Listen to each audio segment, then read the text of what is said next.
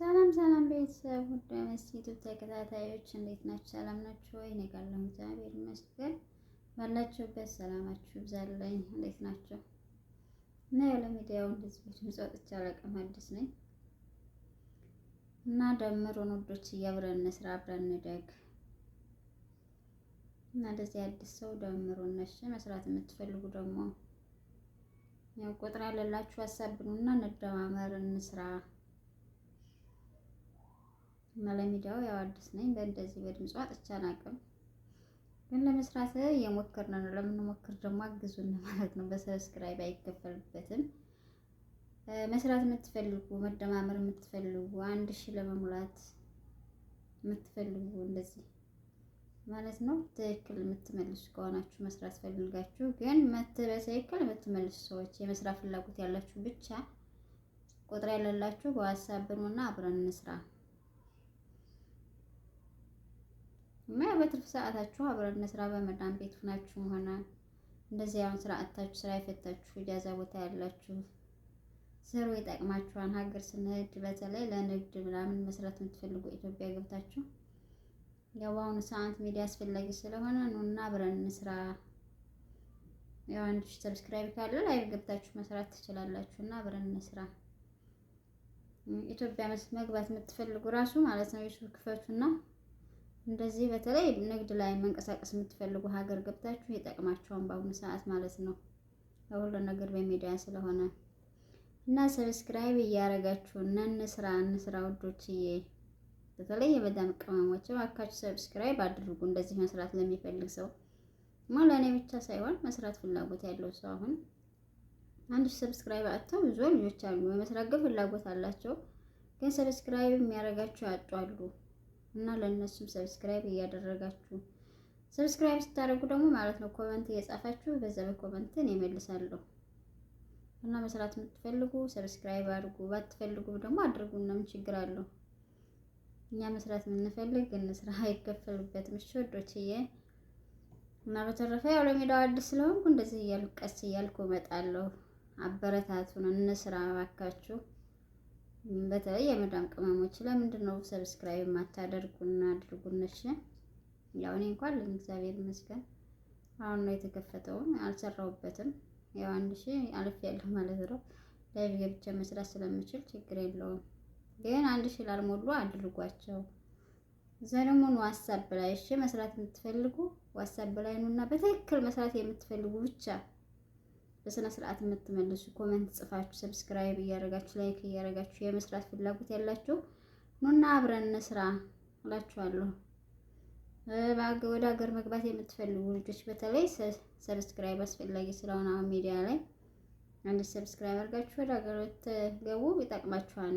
ንግድ መስራት የምትፈልጉ እና ሳድጉና በተረፈ ያው ለሚዲያው አዲስ ስለሆንኩ እንግዲህ ይበቃኛል ማለት ነው። ብላችሁበት ሁላችሁም ሰላማችሁ ይብዛልኝ። ሰብስክራይብ እያደረጋችሁ እሺ። በራስ መተማመንሽን የእውነት ማሳደግ ትፈልጊያለሽ? እንደዛ ከሆነ ይህንን ቪዲዮ ከመጨረሻው ማየትሽን እርግጠኛ ሆኚ።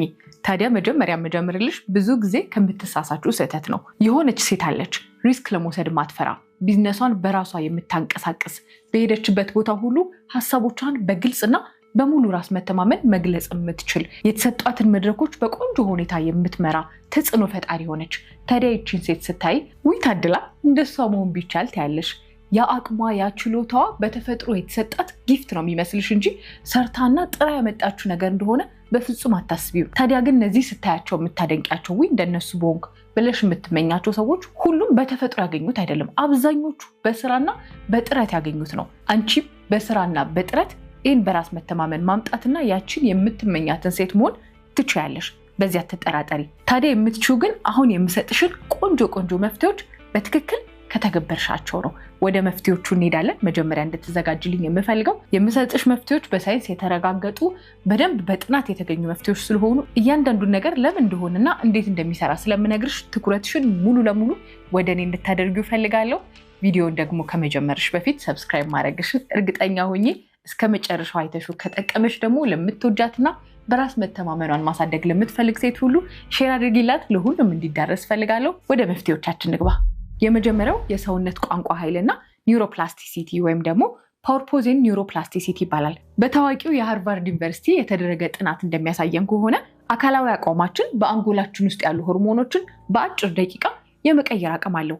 ለዚህም ደግሞ ምሳሌ እንዲሆነ እንግዲህ ሰውነታችሁ ሁል ጊዜ ፍርሃት ሲሰማችሁ ወይም ደግሞ በራስ መተማመናችሁ ዝቅ ሲል ምን አይነት አቋም ይኖራችኋል? ትንሽ የመኮማተር ሰውነታችን ይኮማተራል፣ ትከሻችን ዝቅ ይላል፣ አንገታችን እናቀረቅራለን። ይሄ ደግሞ ሲሆን ለአንጎላችን ይቺ ልጅ ፈርታለች፣ አደጋ ውስጥ ናት የሚል መልእክት ይደርሰውና ኮርቲሶል የተባለውን የጭንቀት ሆርሞን እንዲያመነጭ ያደርገዋል። ታዲያ ለዚህ መፍትሄ እንዲሆን ሳይንቲስቶች አንድ ሀሳብ አመነጩ። ምስሉ ላይ እንደምታዩ ለ2 ደቂቃ ወይም ደግሞ ለ120 ሰከንድ ትከሻሽን ቀና አድርገሽ እጅሽን ወገብሽ ላይ አድርገሽ ሱፐር ውመን ወይም ደግሞ ወንደር ውመን ፖዝ የሚለውን አቋቋም ብትቆሚ አንጎልሽ ውስጥ የሚመነጨው የፍርሃት ሆርሞን በ25% ይቀንሳል። አስቢው፣ ፍርሃትሽ እንዲጨምር የሚያደርገውን ሆርሞን በ25% መቀነስ ትቻለሽ፣ ይችን ብቻ በማድረግ። ከዛም በተጨማሪ ደግሞ ድፍረትሽንና በራስ መተማመንሽን የሚጨምረው ቴስቴስትሮን የተባለ ሆርሞን በ20% እንድትጨምር ያግዝሻል። ይሄ ይችን ብቻ በማድረግ የምታገኙ ትልቅ መፍትሄ ነው። ታዲያ ኢንተርቪው ሲኖርሽ፣ መድረክ መምራት ስትፈልጊ፣ የስራ ዲሎች ላይ ማንኛውም የሚያስፈራሽና በራስ መተማመንሽን የሚቀንስብሽ ቦታ ላይ ስትገኝ ይችን ብቻ በማድረግ ብዙ ለውጦችን ማግኘት ትቻለሽ። ስለዚህ ትከሻሽን ቀና፣ ወገብሽን ያዝ አድርገሽ ለ2 ደቂቃ ብቻ በመቆየት ይህን መፍትሄ ታገኛለሽ። ወደ ሁለተኛው እንሄዳለን። ሁለተኛው ደግሞ የውስጥ ንግግርሽን ማስተካከል ነው። በስነ ልቦና ሳይንስ ይሄ ነገር ኮግኒቲቭ ቢሄቪየራል ቴራፒ ይባላል። ምን ማለት ነው? ውስጣችን ያለ አሉታዊ ድምፅን ወደ አዎንታዊ በመቀየር ስሜታችንና ባህሪያችንን የምናስተካክልበት መንገድ ነው። በጣም በሚገርም ሁኔታ በቀን ውስጥ ከ60,000 በላይ ሀሳቦችን እናወጣለን፣ እናወርዳለን። ታዲያ ግን በጣም የሚያሳዝነው አብዛኛውን ፐርሰንት የያዘው ኔጌቲቭ ወይም ደግሞ አሉታዊ ድምፅ ነው። አልችልም፣ አይሆንልኝም፣ አይሳካልኝም፣ ወድቅስ፣ ብከስርስ የሚሉ ድምፆች ናቸው። አእምሯችን ደግሞ እውነትና ውሸትን በፍጹም አይለይም። አንዴ አልችልም የሚል ድምፅ ከሰጠሽው እንደማትችይ የእውነት ይቀበልና እንድትፈሪ፣ እንድትዝያ ያደርግሻል። ታዲያ ይህንን ነገር ማቆም እችላለሁ ወይ ወይም ደግሞ ይህንን ድምፅ ማስቆም እችላለሁ ወይ ካልሽ አይቻልም። ነገር ግን መቀየር ይቻላል። እነዚህ አትችይም፣ አይሆንልሽ የሚሉ ድምፆች በተለያየ ጊዜ በተለያየ ሁኔታ ሊመጡ ይችላሉ። ታዲያ ግን እነዚህ ነገሮች ሲመጡ በተለይ ደግሞ አዲስ ነገር ለመጀመር ስታስቢ እንደማትችይ፣ እንደምትከስሪ፣ እንደምትወድቂ ሲነግርሽ ምን ታደርጊያለሽ መሰለሽ? አዎ ይሄ ነገር ለእኔ አዲስ ሊሆን ይችላል፣ እስከዛሬ ድረስ አድርጌውም ለምጄውም አላውቅም። ነገር ግን አሁን ስጀምረው እማርበታለሁ፣ እየተማርኩኝ እያወቅኩትና እያደግኩበት እሄዳለሁ ብለሽ ነገሪው። ይህንን ስትነግሪው እመኝኝ እምነትሽ ይቀየራል። እምነትሽ ሲቀየር ደግሞ ማንነትሽ ይቀየራል። ማንነትሽ ሲቀየር ደግሞ ያችን አይተሻት የወደድሻትና በሆናት ብለሽ የተመኘሻትን ሴት ስትሆኚ ራስሽን ታይዋለሽ። ወደ ሶስተኛው እንግባ። ሶስተኛው ደግሞ ትንንሽ ድሎችን ማጣጣም ነው። ይሄ ምን ማለት ነው? አእምሯችን የራሱ የሆነ ሪዋርድ ሲስተም ወይም ደግሞ የሽልማት ማዕከል አለው። ትንንሽ ነገሮችን ስናሳካ፣ የሆኑ ነገሮችን አቺቭ ስናደርግ የሚያከብርበት ወይም ደግሞ ራሱን የሚሸልምበት መንገድ አለው። እነዚህ ትንንሽ ድሎች፣ ትንንሽ ስኬቶች፣ ትንንሽ ሽልማቶች ዶፓሚን የሚባል የደስታ ሆርሞን እንዲያመነጭ ያደርገዋል። ይህ ሆርሞን ደግሞ ለቀጣዩ ስራችን ድፍረትና በራስ መተማመን እንዲሰጠን ያግዘዋል። ታዲያ ብዙ ጊዜ የምንሳሳተው ስህተት ትንንሽ ነገሮችን ስናሳካ ብዙም ትኩረት አንሰጠውም። በቃ ትልልቅ ነገር ማሳካት እንዳለብን፣ ለትልልቁ ነገር ብቻ መሮጥ እንዳለብን ነው የሚሰማን። የሆነ ድርጅት ካልከፈትሽ፣ የሆነ ሚሊዮነር የሚያደርግሽን ነገር ካልሰራሽ ራስሽን አትሸልሚም ወይም ደግሞ በራስሽ ኩራት አይሰማሽም። አንድ ትንሽዬ ነገር ልንገርሽ።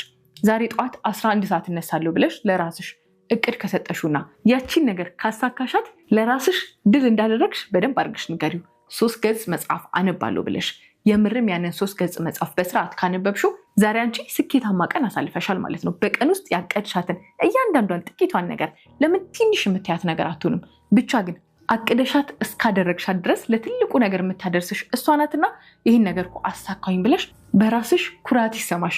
በራስ መተማመን በአንድ ጊዜ የሚገነባ በአንድ ቀን ውስጥ ልትፈጥሩ የምትችው ነገር አይደለም። በእያንዳንዱ የቀን ተቀን እንቅስቃሴሽ ውስጥ እየገነባሹ እያሳደግሽ የምትሄጁ ነገር ነው። ስለዚህ በእያንዳንዷ ጥቃቅን ስኬቶችሽ ደስተኛ ሁኚ፣ በራስ መተማመንሽን ገንቢ፣ ስኬታማ ሁኚ። አራተኛው መጋፈጥ ነው። ፍርሃትን የምታሸንፊው በመሸሽ ሳይሆን አይኑን እያየሽ ፊት ለፊት በመጋፈጥ ነው። ይህንን ስልሽ ሁሉ ነገር በአንድ ጊዜ አድርጌ አይደለም፣ ነገር ግን በትንሽ በትንሹ እየተጋፈጥሽ ሂጂ።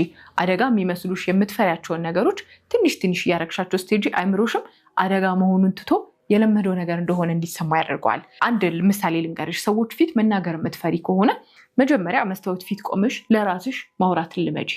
በሁለተኛ ደረጃ ደግሞ ቅርብ የምታያቸው ቤተሰቦችሽ አካባቢ ትሄጂና 1-3 ሰው ሊሆን ይችላል፣ ለእነሱ ፕሬዘንት አድርጊላቸው።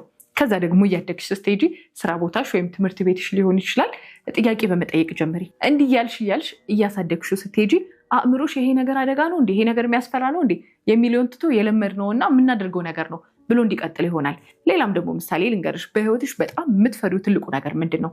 እስቲ ሁላችንም የምንፈራቸው ነገሮች የተለያዩ ናቸው። ስለዚህ በጣም በህይወትሽ የምትፈሪውና መቼም አላደርገውም ብለሽ የምታስቢውን አንድ ነገር ብቻ ሄደሽ ለማድረግና ለመጋፈጥ ሞክሪ። ይሄ ደግሞ አደጋ ሊጥልሽ እንዳይሆን ተጠንቅቀሽ፣ ግን ደግሞ ፈራዋለሁ ባደርገው ግን ብዙ ነገሮችን ይቀይራል ብለሽ የምታስቢውን ነገር ትንሽ እያደረግሽ ፕራክቲስ አድርጊው።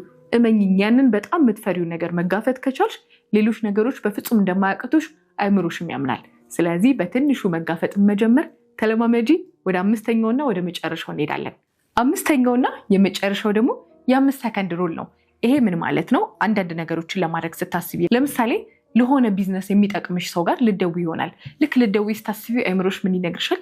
አይ ሰውየው ባይቀበልሽስ፣ ባይሰማሽስ፣ ኧረ ብትዋረጅስ፣ እምቢ ብትባይስ የሚል ድምፅ በጣም ይመጣና ያስፈራራሻል። ያኔ ለመተው ትወስኛለሽ። ስለዚህ የምትፈልጊውን ነገር ለማድረግ ስትሄጂ የሚረብሹሽን ድምፆች አስቁመሽ ወደ ውሳኔ ለመግባት ከፈለግሽ ይህን የ5 ሰከንድ ሩል ተጠቀሚው።